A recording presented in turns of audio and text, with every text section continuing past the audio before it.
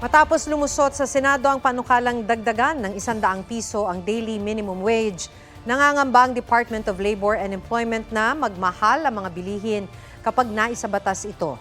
Sabi ng DOLE, kapag merong pag-uusap tungkol sa pagtaas ng sweldo, karaniwang nakakaramdam ng pagtaas sa presyo ng mga pangunahing bilihin. Isa raw itong chain reaction kaya dapat mabalanse. Pangamba ng DOLE at Employers Confederation of the Philippines, baka hindi kayanin ng ilang maliliit na negosyo ang dagdag sahod.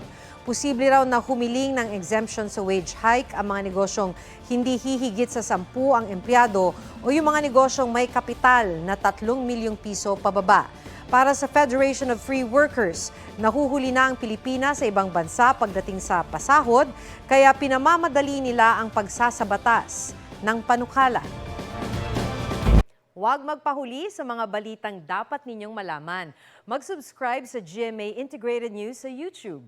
Sa mga kapuso abroad, subaybayan nyo kami sa GMA Pinoy TV at sa www.gmanews.tv.